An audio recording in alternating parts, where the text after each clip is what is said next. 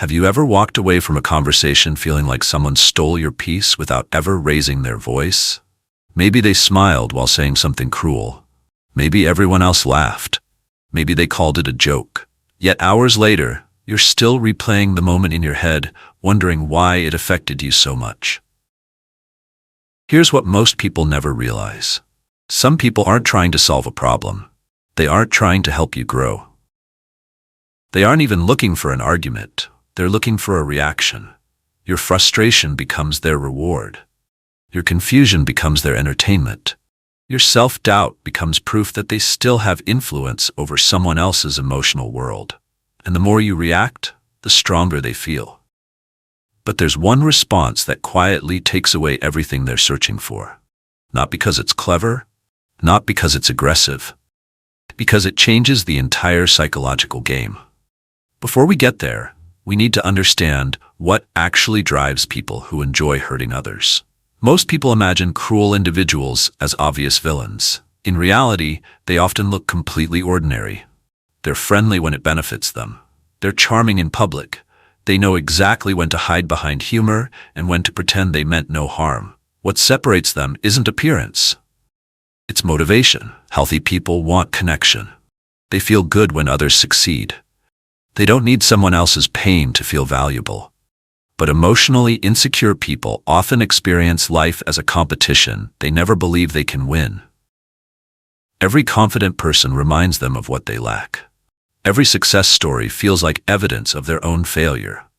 Instead of building themselves, they begin pulling others downward. It's psychologically easier to reduce someone else's confidence than to create confidence of their own. That's why their comments are rarely random. They interrupt your excitement.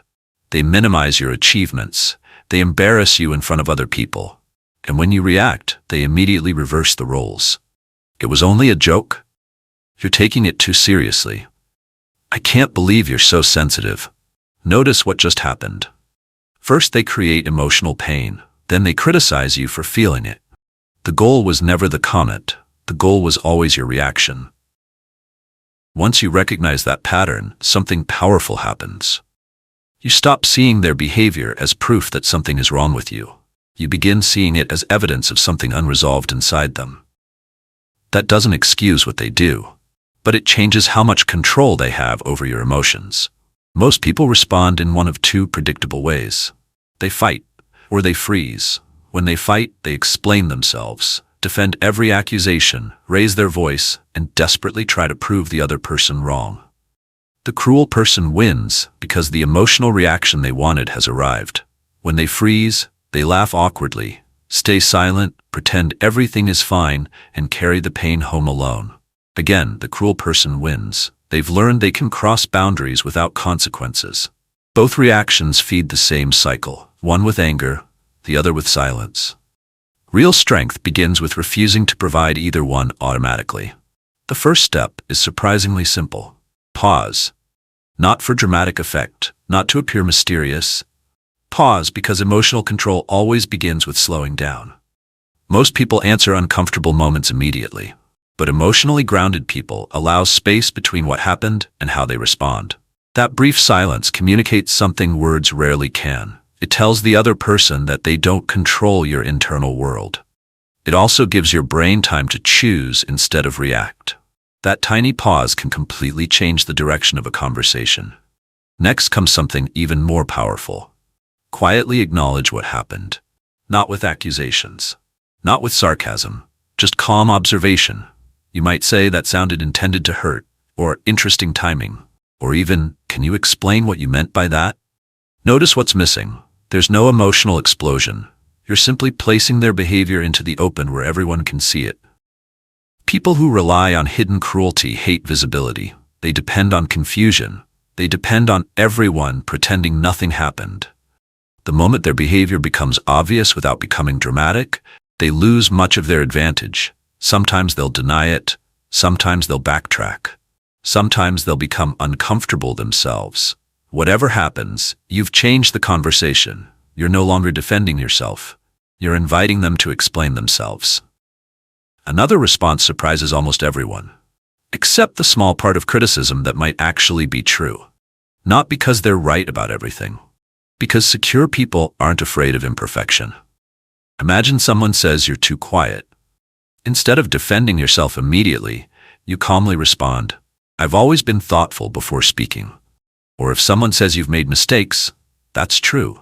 I've learned from quite a few." What just happened? You removed the emotional target. They expected shame. They found self-acceptance instead. People searching for insecurity rarely know what to do when they can't find it. Confidence isn't pretending you're flawless.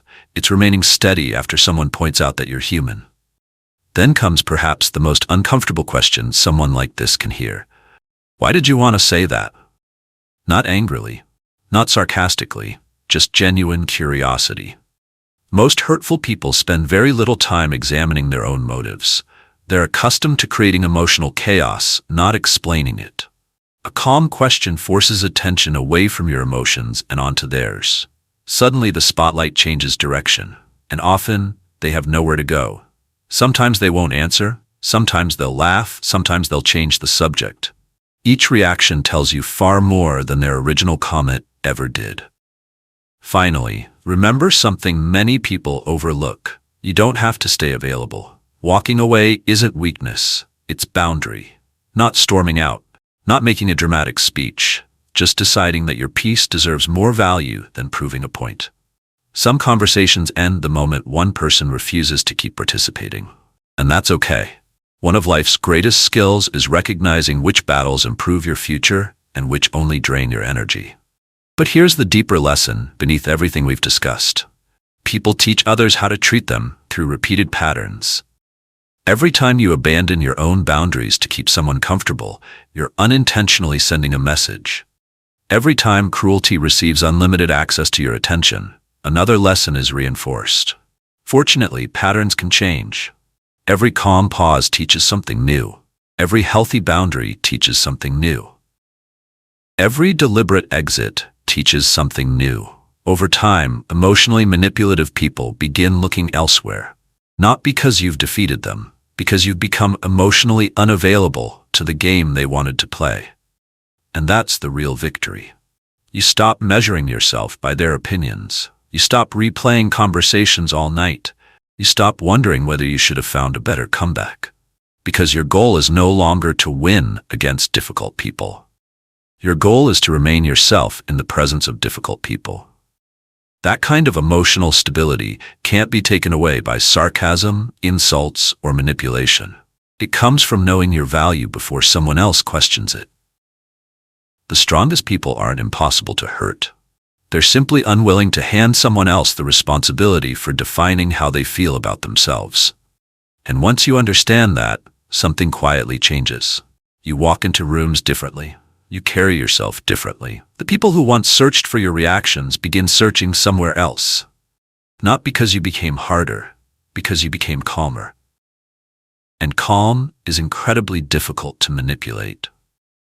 If this perspective challenged the way you think about difficult people, subscribe for more psychology and self-improvement videos designed to help you understand both yourself and the people around you. And before you leave, tell us in the comments, what's the calmest response you've ever given to someone who wanted to upset you?